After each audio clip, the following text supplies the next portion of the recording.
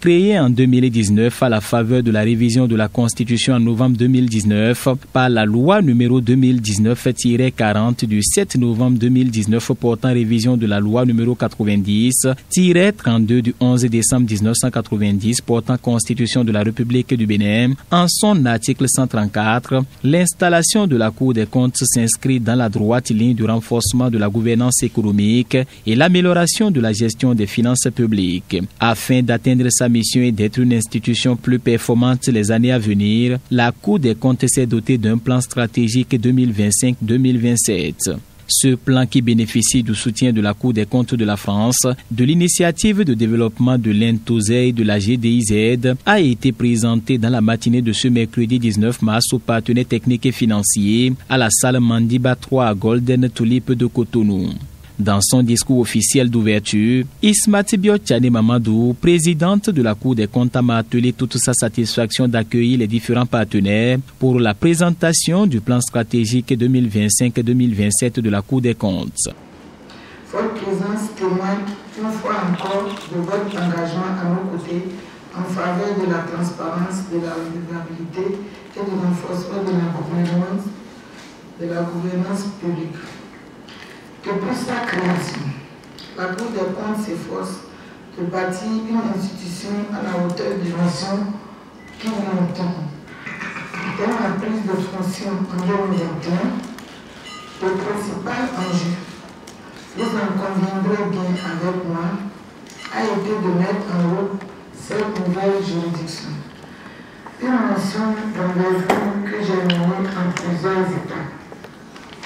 La première a consisté à établir un cadre juridique solide en concertation avec le gouvernement et le Parlement. Ce travail a abouti à l'adoption de 3 textes fondamentaux, à savoir la loi numéro 2022 du 27 juin 2022 portant loi organique sur la Cour des comptes, la loi 2022-06, la même date portant statut des magistrats de la Cour des comptes, et la dernière, la numéro 2022-08, portant règles particulières de procédure suivie devant la Cour des comptes. Ensuite, il a fallu structurer l'institution, définir son organisation interne, aménager ses recours et procéder à la nomination des premiers magistrats. Une fois ces bases essentielles posées, un nouveau défi s'est imposé. Depuis sa création en 2019, suite à la révision de la Constitution, en passant par les différentes nominations de juin 2021 à septembre 2022, puis la mise en place d'un cadre juridique de fonctionnement, aucun détail n'a été laissé par le professeur Roch David Nyaoui. Juste pour camper le débat. Le premier élément, c'est dire que la Cour des comptes a été créée sur la base d'un ancrage juridique. C'est d'abord la Constitution.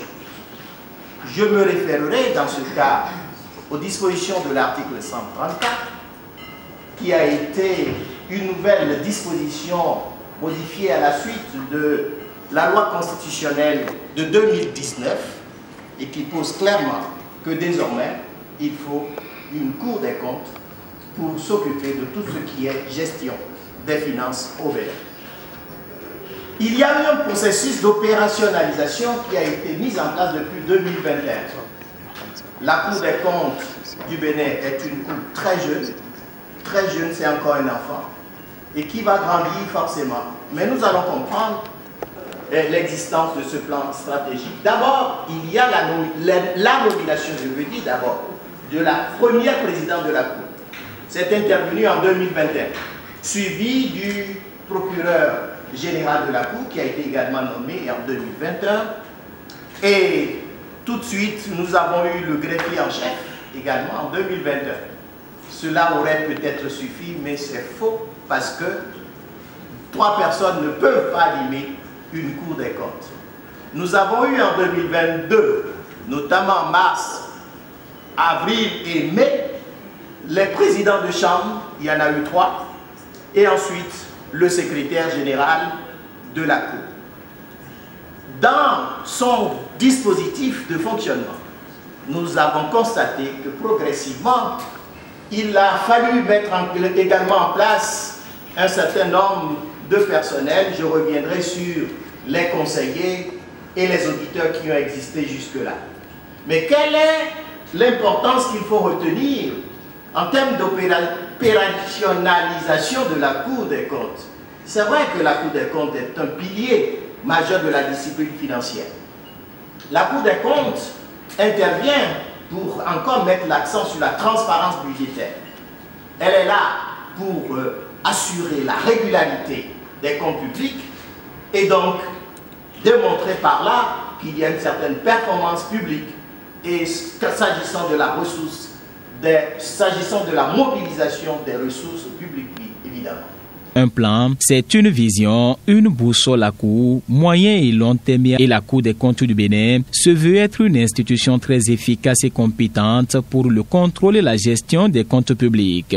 Dr Serge Batounon, secrétaire général de la Cour des comptes du Bénin, lève un coin de voile sur le plan stratégique 2025-2027. La Cour exerce efficacement toutes ses attributions de contrôle. Avant la Cour, la juridiction financière existait au Bénin en tant que chambre des comptes au sein du Cour suprême, qui a pas mal d'attributions, lesquelles attributions n'ont jamais été exercées dans leur entièreté. Et nous avons, il a été dit que la Cour est née dans un vent de réforme. Et cette réforme a ouvert pas mal de chantiers, aussi bien au Bénin que dans les autres pays de l'UEMOA au cours des comptes. Le chantier, par exemple, de la certification des comptes de l'État. À cette occasion, la Cour doit par exemple émettre un avis sur l'ensemble des rapports de performance des programmes, doit émettre un avis sur le dispositif de contrôle interne, doit émettre un avis sur le dispositif de contrôle de gestion. Autant de chantiers nouveaux ouverts par la réforme. Il y a également dans toutes les unités administratives au Bénin, dans tous les organismes, la réforme de la comptabilité matière, où l'UEMOA est l'exemple du monde où il y a un nouveau type de contrôle qu'on appellera le contrôle juridictionnel des matières.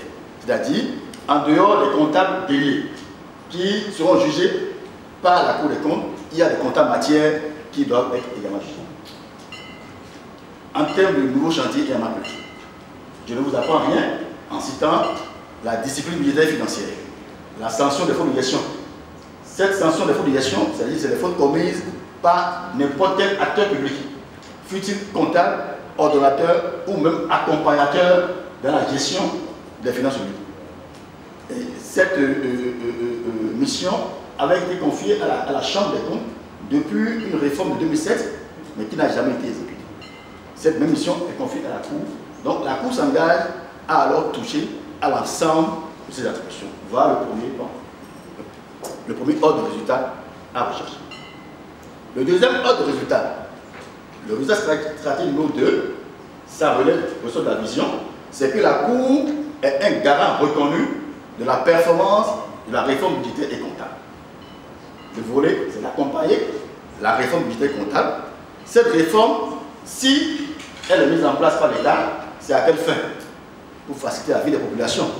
Donc, les deux autres facteurs sont mis ensemble. Si la Cour accompagne l'État dans ces réformes, forcément, l'objectif que nous recherchons tous, que vous recherchez en tant que critère, serait atteint.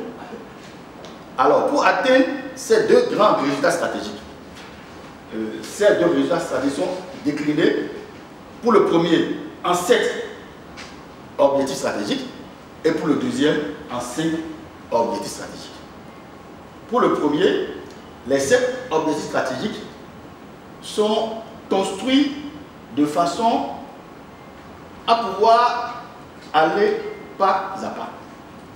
Et aussi, le tout mis ensemble permettra d'atteindre le résultat stratégique avec des indicateurs précis. La présidente l'a dit dans son mot. Dès sa prise de service, en réalité, il y avait une chambre des comptes qui existait. Mais c'est comme si on lui demandait d'écrire sur le papier blanc. Parce que tout est construit. Tout était à faire. Elle a dit, les premiers instants, c'est de mettre en place le régime juridique, le dispositif juridique pour permettre à la Cour de fonctionner. Après ça, il faut aménager les locaux, il faut nommer les magistrats, il faut. C'est de même lorsqu'on rentre dans le positionnement stratégique, c'est qu'il faut aller aussi pas à pas. Premier objectif, c'est de renforcer le cadre normatif. Lorsque on parle d'une institution du contrôle des finances publiques, il s'agit d'un cadre professionnel, des normes à mettre en place dans tous les domaines. J'ai dit tout à l'heure, la Cour a 4 missions: juger, contrôler, évaluer et certifier. Lorsque vous prenez chacune des missions, quand vous prenez le jugement, il y a pas mal de volets. Le jugement, il y a le jugement des comptables ordinaires, qu'on appelle comptables déniés, le jugement des comptables de fait, il y a la sanction de filiation. Ça, quand je prends chacun de ces dimensions, c'est tout un chantier à développer sur le plan de la normativité. C'est-à-dire qu'il faut mettre en place les normes, les outils pour travailler, pour que les décisions de la Cour soient des décisions efficaces. Lorsque vous prenez le chantier de la certification, c'est comme ça qu'il faut construire aussi bien la normativité pour la certification des coûts de l'État, mais aussi bien la normativité, bien sûr, en ce qui concerne les projets co-financés, par exemple la Banque mondiale, il y a déjà une normativité existante au niveau des ordres d'experts comptables, mais mise en place par la Cour, il faut également la construire. Il est à noter qu'au cours de la présentation du plan stratégique, des apports et questions d'éclaircissement ont été posés dans un élan d'apprentissage et de complémentarité. Les responsables des différents services de la Cour des comptes ont apporté les éléments nécessaires de réponse. Le représentant de la Cour des comptes de la France a lancé un appel à l'endroit des magistrats, des auditeurs et des avocats de la Cour des comptes du Bénin. C'est un document qui est le produit de débats souvent animés, toujours au fond, des magistrats, des auditeurs, des chefs de la Cour des comptes du Bénin. Je veux que vous le sachiez, parce que trop souvent, j'ai été moi-même chef de mission de coopération à Ouagadougou pendant 3 ans, trop souvent, les partenaires techniques et financiers ont eu ce travers d'apporter des blueprints, des documents conçus par des consultants venus d'ailleurs. Ça n'est pas le cas. Ce document est vraiment approprié par la Cour.